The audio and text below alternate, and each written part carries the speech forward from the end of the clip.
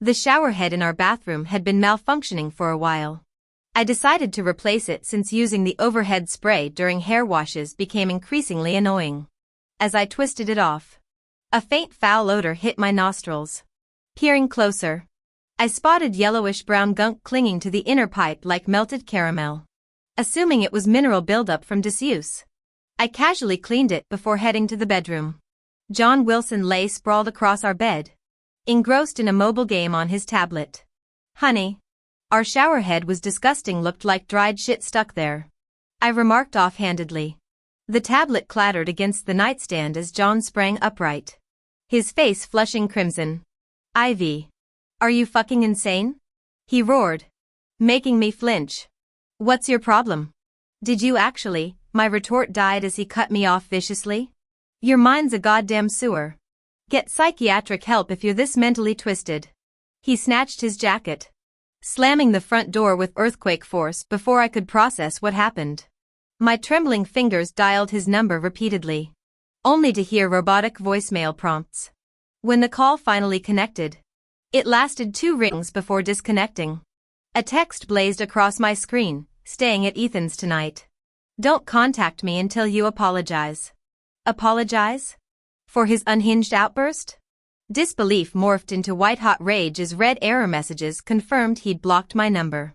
Drawing steadying breaths, I scrolled to Ethan's contact instead. The phone rang twice before a familiar baritone answered, background noise suggesting a sports bar. "Ivy? What's up?" "Ethan. Is John?" My question tangled with raucous laughter and clinking glasses through the receiver. "Can't hear you, try again later?" The line went dead. Alone in our silent apartment, I stared at the pristine new shower head gleaming in the bathroom. The replacement process had taken mere minutes. Yet the metallic tang of betrayal lingered thicker than any plumbing stench. Ethan Lee is John Wilson's childhood friend. They grew up practically joined at the hip and often came over to my place for meals. John used to tell me how he was always the scrawny kid getting bullied, and Ethan would be the first to throw punches defending him. Whenever John and I fought, Ethan would play peacemaker without taking sides, which I always respected. The phone barely rang once before he picked up. "Ivy?" I forced calmness into my voice as I explained the situation. John was totally in the wrong here, Ethan said firmly after listening. "Don't stress. I'll talk sense into him tonight. Tomorrow morning, I'll drag his ass over to grovel with a durian if that's what it takes." His earnest promise doused half my anger instantly. John might be unreliable, but his best friend's solid. I hung up sighing. Maybe work pressure's getting to John lately? "We'll talk when he's home." Grabbing the tablet John left on our bed, I started browsing showerhead options when a WeChat notification popped up. "Ethan. Finally free tonight. Let's get wild." I froze. John had left his account logged in. Must be gaming talk again. Those two become absolute animals during gaming marathons, howling at 3 o'clock in the morning, looking like zombies with eye bags next morning. We'd fought about this countless times. They're grown men, I'd tell myself. Let them have their hobby. At least John became extra affectionate afterward, bringing breakfast or surprise gifts. Their sessions had decreased from weekly to monthly anyway. Scrolling to exit, another message flashed: installed industrial-grade showerheads at my new place. Bringing the crew over tonight.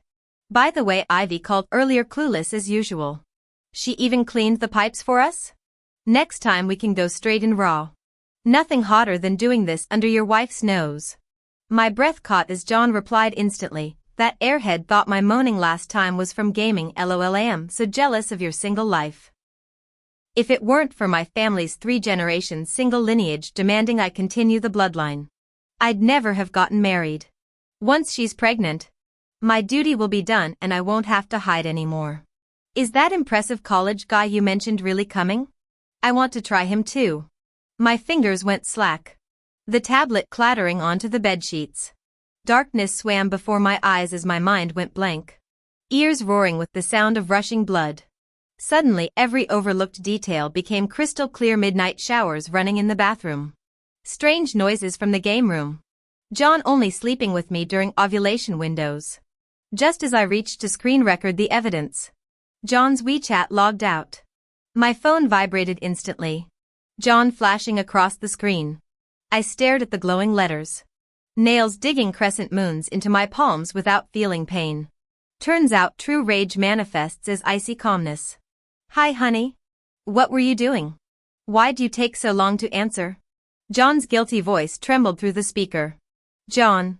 You've got some nerve pulling this disappearing act. I snapped with perfect casualness.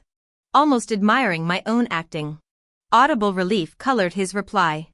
I'm sorry baby. I'll come home tomorrow and make it up to you properly. You'd better mean that. I love you. Sweetheart. Moi. The moment we hung up, I stormed into the bathroom. Yellowish stains. Acrid stench. His panicked reactions, everything made sense now. John was cheating. With his best buddy. Possibly multiple someones. Visions flooded me, John and Ethan finishing their sweaty sessions before climbing into our bed to hold me. My stomach lurched violently. Dry heaves racked my body over the toilet bowl. Though nothing came up. Fucking disgusting. Meeting my ghostly reflection. I suddenly laughed. I used to pride myself on marrying differently, a man who never glanced at other women. Who maintained perfect boundaries. Turns out he was different, all right. My golden retriever husband preferred male companions. Our marriage? Just a breeding contract. I'm his fucking incubator. This divorce is happening. But first, I'll make John wish he'd never been born. Snatching my phone, I speed dialed my cousin. Hey sis? Her cheerful voice answered. Remember that ghost pepper extract you mentioned before? Send me the link. My voice was eerily calm. Jesus. What do you need that for? My cousin gasped. Last time that pervert who stole underwear got a drop on his skin and it necrotized. That stuff's lethal. Disinfection. I answered curtly. Staring at the shower head. Some filth requires special treatment. My cousin immediately understood. Sending the link within 3 seconds. The page loaded. Oh. There's a local supplier. Only 20 minutes from my place. Perfect. After hanging up, I drove through winding back streets, a discreet warehouse. The shop owner kept warning me about the 99.9% purity. One drop could make an elephant cry. He said, handing over the vial. I smiled. Stopping by an electronics store for micro cameras with night vision on my way back home. I installed cameras in every shadowed corner. Testing angles until every inch of the living room and bedroom showed crystal clear. Finally, gloved hands unscrewed the shower head. The rubber gasket soaked in crimson liquid first. Then I meticulously painted every crevice with the viscous extract using an artist's brush. Like gilding poisonous lilies. Enjoy your thrill-seeking games? Let's make this unforgettable. Next afternoon, John swaggered in carrying steaming takeout. Babe, crab roe soup dumplings from that place you love. I queued 30 minutes. I remained silent. He pulled me into an embrace reeking of last night's whiskey. I messed up. Work stress, Ethan chewed me out all night. I'll never lose control again. His breath hit my neck, warm. Sour. With lingering perfume notes. My gaze caught the fresh scratch below his collar. Must have been quite the apology session with his yoga instructor. I forgive you. I accepted the dumplings slowly. John's grin lit up. Knew you'd understand. Best wife ever. I paused. Feigning hesitation. Honey, I have a business trip next week. His lips twitched. So sudden? Maybe I should cancel? It's your birthday.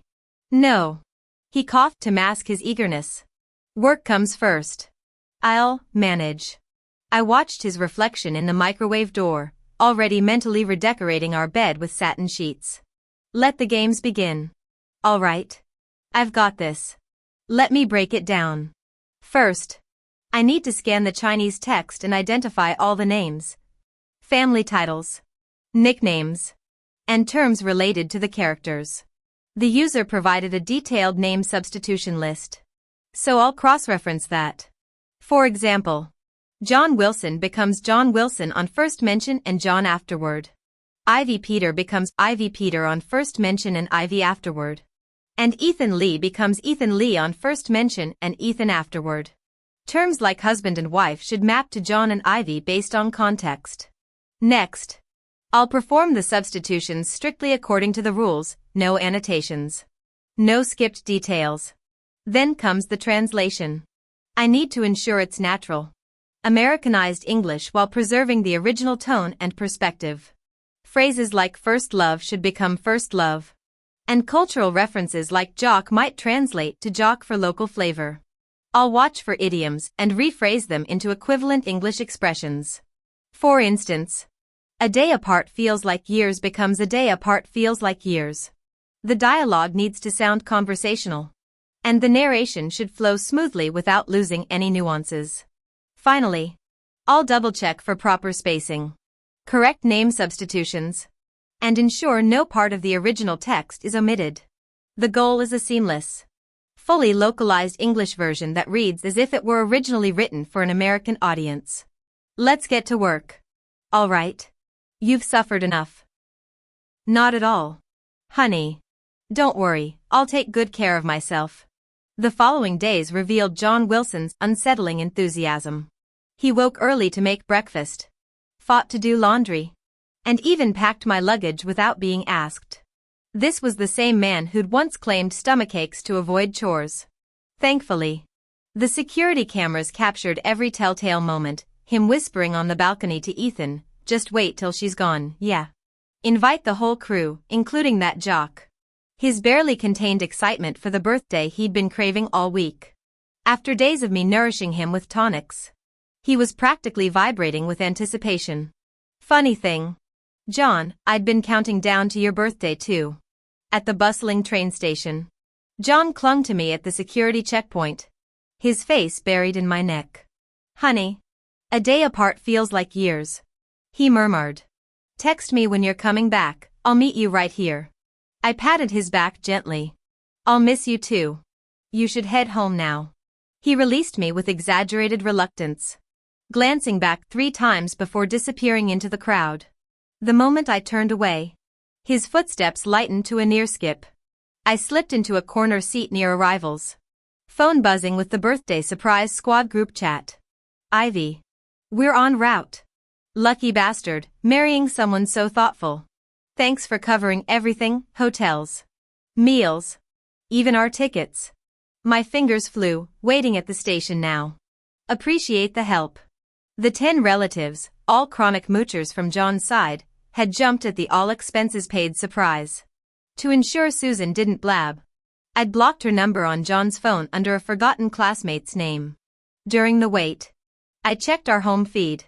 John was already rummaging through the wardrobe with practiced urgency. He pulled out the black silk negligee he'd gifted me last birthday, then settled at the vanity to slather foundation over his stubble. Disgusting. But the real horror came next, a wig retrieved from a hidden compartment, its curls cascading as he preened before the mirror. The man I'd married now posed like a cheap drag queen, movements honed through repetition. If only the cameras could lie. I could never believe that thing on the surveillance footage was my husband John. The doorbell rang. John swayed his hips eagerly to answer it, though I'd mentally prepared myself. The sight still shocked me to the core. 7 men filed in carrying beer, crawfish, and a birthday cake. They might have looked like birthday guests at first glance, but their eyes lit up hungrily at John's revealing outfit. Ethan didn't even wait for the door to close before pulling John into a slobbery French kiss. The air filled with wet swallowing sounds as the others grew restless, dumping their offerings to clatter belts and unzip pants. Within moments, the living room became a tangle of pale limbs.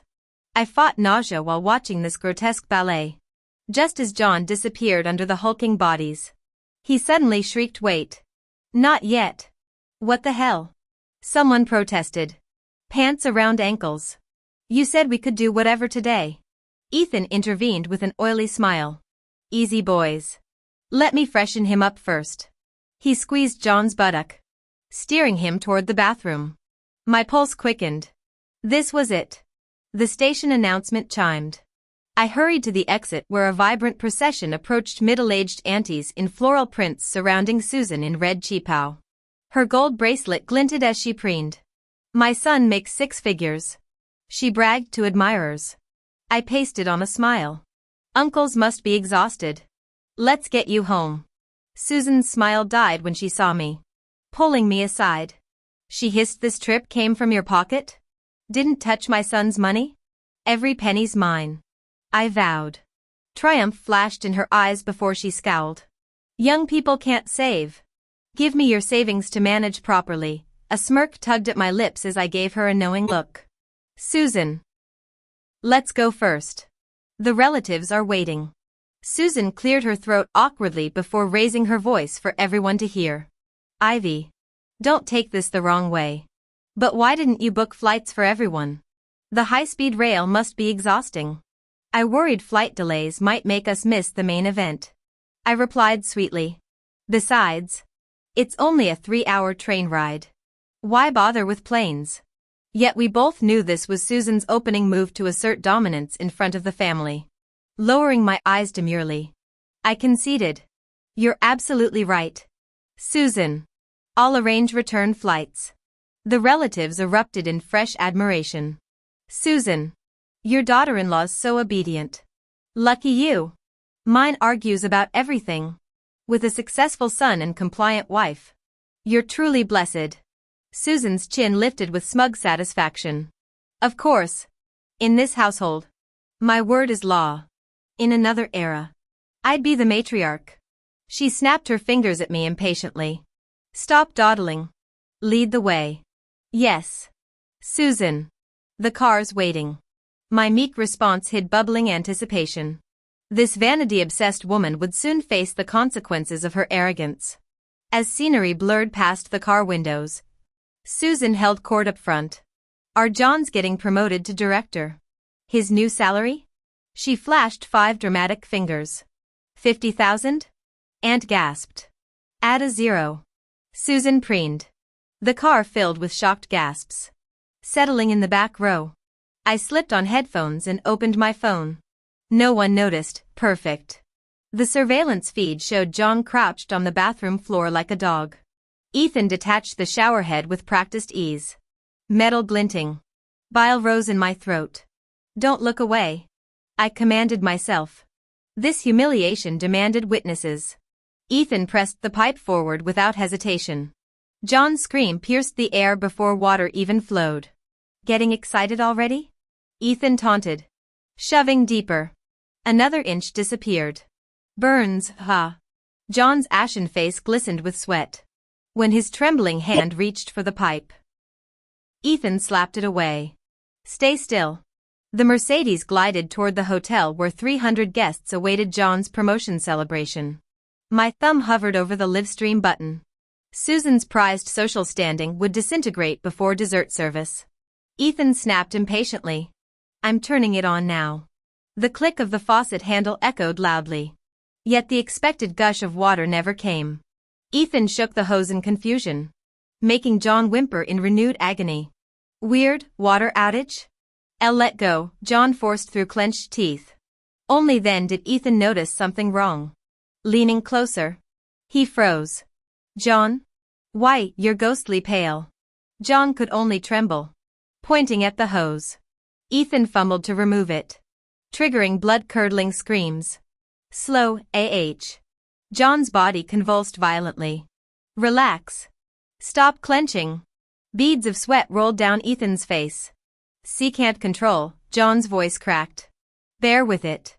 Ethan gritted his teeth and yanked hard. The scream made me instinctively lower my phone volume as we pulled into the driveway. Susan marched ahead with the crowd while I lingered behind, phone still broadcasting the chaos. Ethan stared at John's backside in horror. "Holy shit. It's swollen like a honey bun." "Burns, water." "Hurry," John curled fetal on the tiles, clutching himself as cold sweat plastered hair to his forehead. Ethan frantically twisted dry faucets until pipes groaned. "Your water's cut." "Wait, I'll get bottled." As Ethan stumbled toward the living room, I glimpsed other men already tangled together on the dining table, sofa, and carpet. Grunts and flesh-smacking sounds polluted the air. The scene indescribably debauched. The front door swung open. Susan bustled in holding Tupperware. "Son, I brought your favorite." Her wrinkles froze mid-crease. The glass container shattered as her ear-splitting scream tore through the house. The intense scuffle came to an abrupt halt. Everyone turned their heads in unison toward the doorway where a second group stood gaping, their jaws dropping to the floor. Time for my grand performance.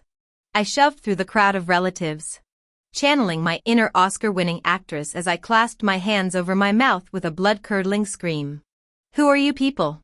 What are you doing in my house?" My fingers flew across my phone screen. "I'm calling the police. This is breaking and entering." The men scrambled apart like cockroaches under light, tripping over themselves to explain, "Don't call the cops. We're John's friends. He invited us." "It's a misunderstanding." Their pleas were drowned out by my ear-splitting shrieks. In the chaos, someone snatched my phone. I looked up to meet Ethan's panicked face, his bare chest heaving. He'd clearly come rushing out for water when he heard me threatening to call the police. "Ivy, when did you get back? Let me explain." "I won't listen. I won't." I covered my ears, lips trembling as tears materialized on command.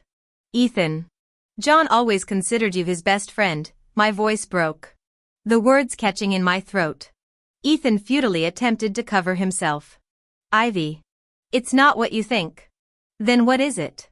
My shrill wail froze everyone in place. "You knew today was John's birthday. I invited all these relatives to celebrate." I gestured wildly at our shell-shocked audience. "And you bring these shady characters into our home?" I whirled around to grab Susan's arm. "Mom, if this gets out, people might think John, how will we ever show our faces in public again?" Susan finally snapped out of her daze. Her eyes swept across relatives recording with their phones. Neighbors packed in the doorway craning for a better view. For someone who prized respectability above all else, this spectacle was worse than death. With John conspicuously absent and my careful insinuations, Susan naturally concluded Ethan was to blame. After all, what mother would believe her married son preferred men? "Ethan, I treated you like my own son. You disgusting pig." Susan lunged suddenly, snatching a stiletto from the shoe rack to charge at Ethan. "Godmother, let me explain." Ethan covered his face, scrambling backward until my accidental foot hooked his ankle. Crash! He face-planted onto the hardwood, forehead smacking the floor.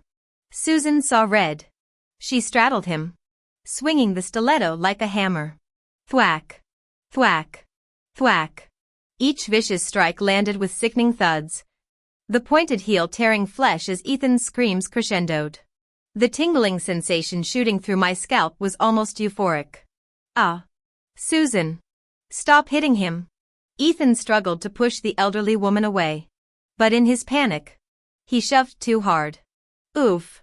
Susan staggered backward, her lower back slamming into the dining table's edge before collapsing unconscious. What could I, a terrified damsel in distress, possibly do? I did the only logical thing: screamed bloody murder while scrambling away. "Help! He's killed someone!" The relatives in the living room finally snapped into action, roaring as they charged forward. "You monster! Attacking your own elder! Pin him down!" Ethan hadn't even managed to get up before being dogpiled. Fists, slaps, shoe soles. The symphony of violence rained down mercilessly.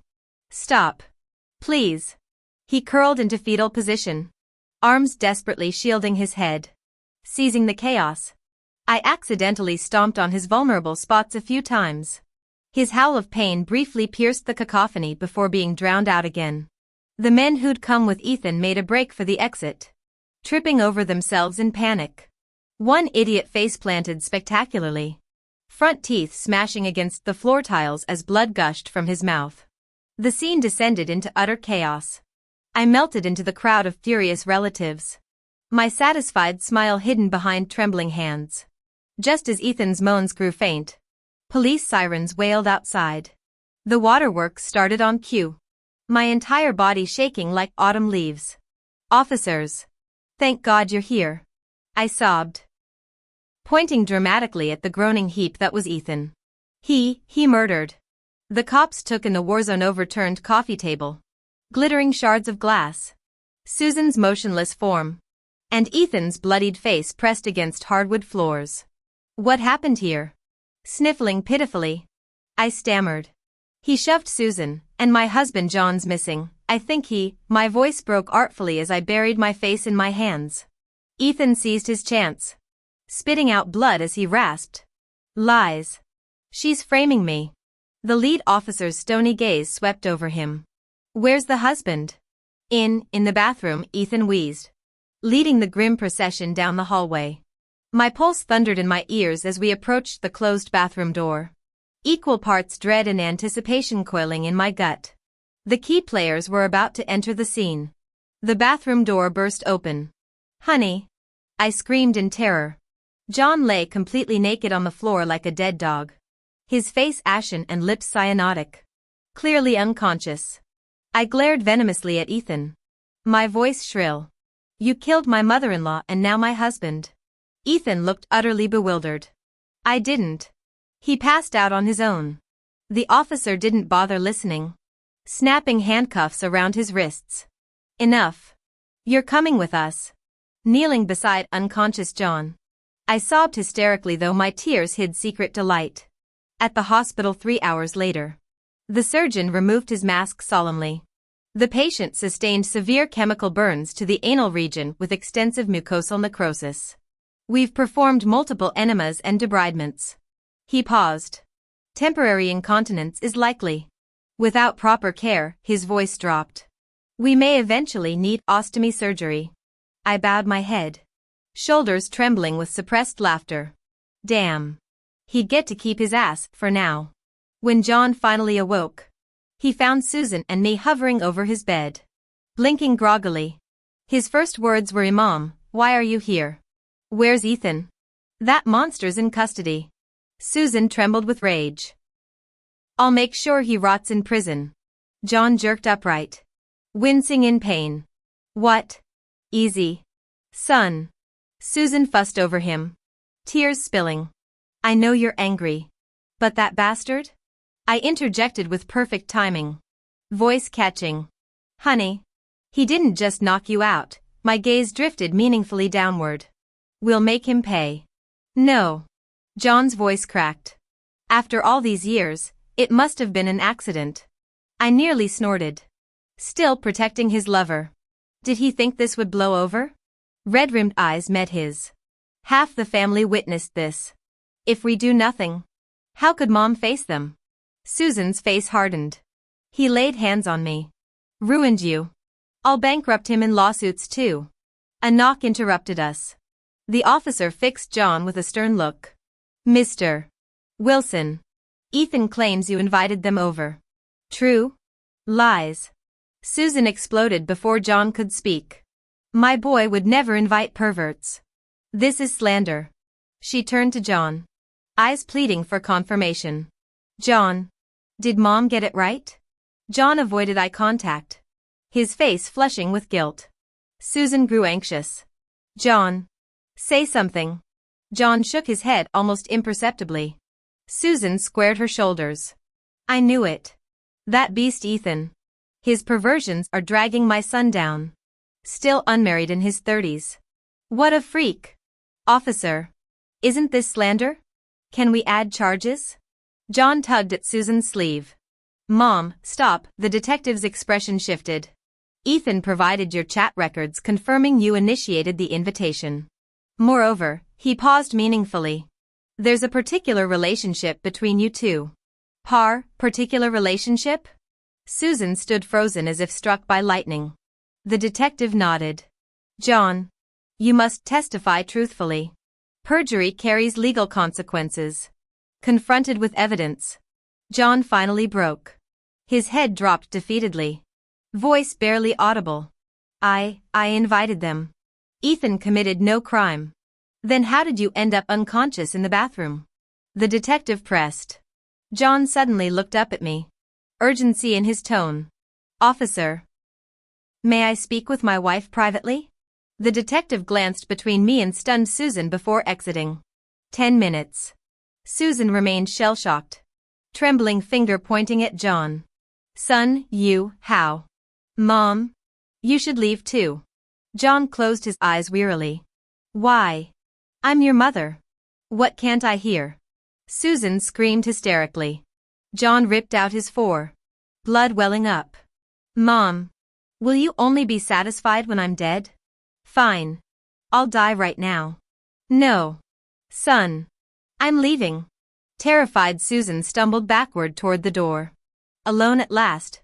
I leaned casually against the bed frame. Sunlight stretched my shadow across John's face. John glared. Fury blazing. 5 minutes left, thought of what to say. Honey? I waved my phone displaying the countdown. His face flickered between emotions. Voice hoarse. Ivy. When did you figure it out? I tilted my head innocently. Figure what out? Stop playing dumb. He slammed the bed. 4 lines shaking. What did you put in that drink? I nearly died from the pain. I covered my mouth. Eyes wide. Oh honey. What are you talking about? I don't understand. John trembled with rage. Ivy. This is assault. I'll have the cops arrest you right now. Go ahead, I purred. Sunlight glinting off my wedding ring as the countdown hit 0. Ivy flashed a sweet smile as she leisurely pulled out her phone. Actually, I have something to show the officers too. Crystal clear surveillance footage immediately lit up the screen, showing John being pinned down by 3 burly men in perfect detail. You forgot to mention I installed security cameras. Honey. Swiping to the next video. She chirped. Ultra HD quality. Even that mole on your butt cheek is visible. John's face turned ashen. Imagine how terrified your male coworkers would be if these went viral in the company group chat. Ivy continued. You bitch. John lunged at her but collapsed with a pained grimace when his stitches pulled. Ivy looked down at him coldly. Divorce. I keep everything. You leave with nothing.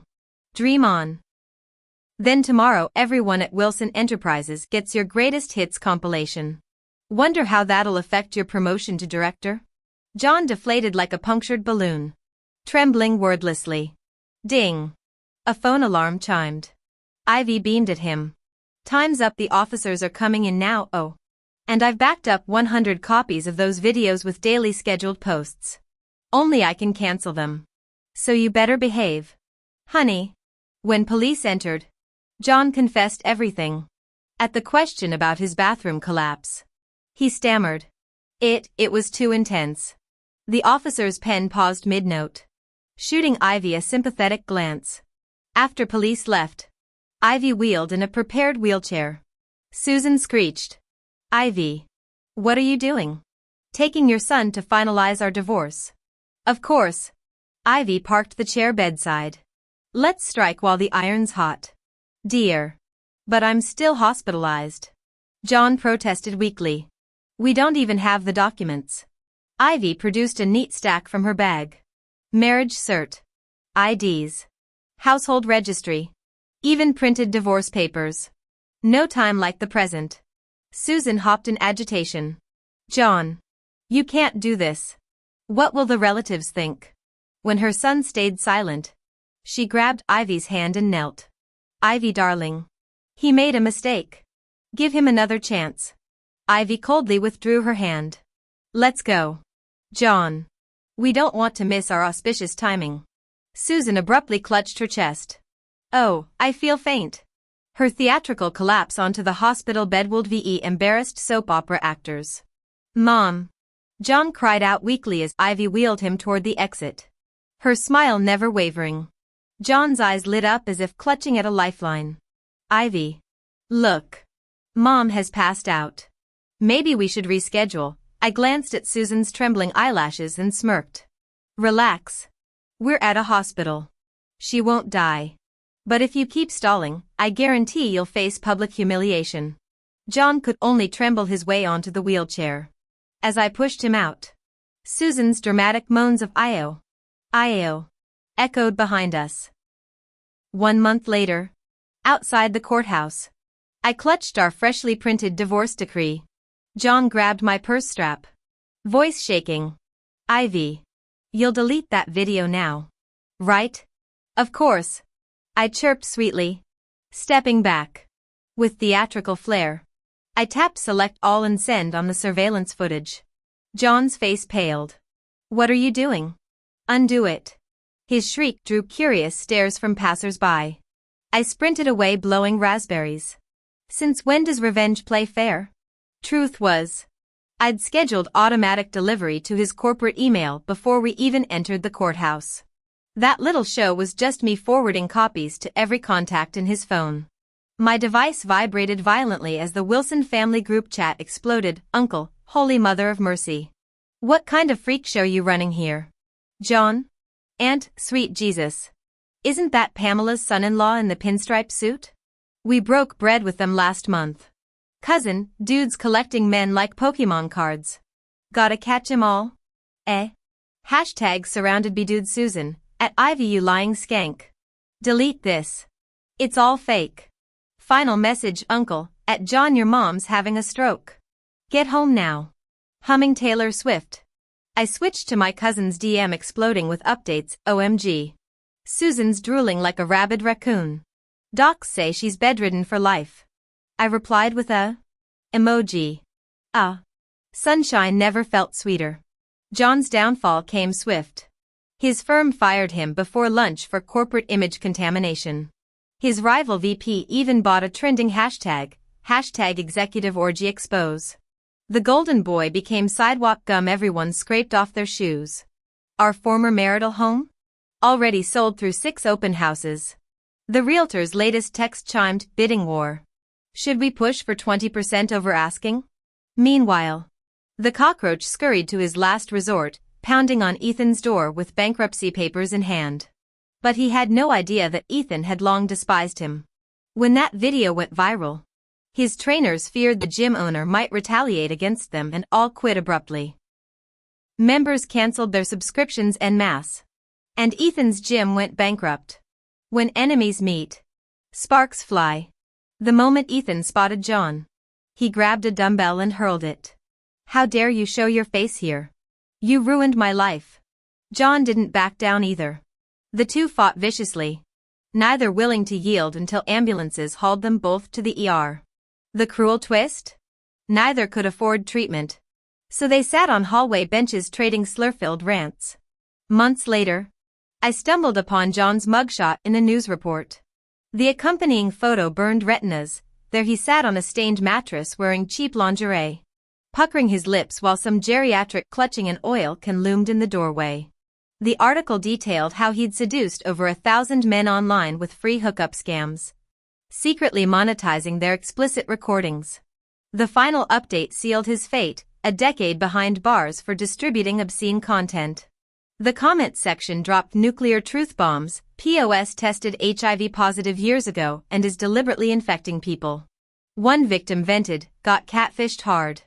Tried to tough it out but dude was all flabby skin and explosive diarrhea. Thank God I got tested immediately, clean bill of health. Honestly? Surviving this human dumpster fire used up my lifetime quota of bad juju. From here on out, things can only get brighter.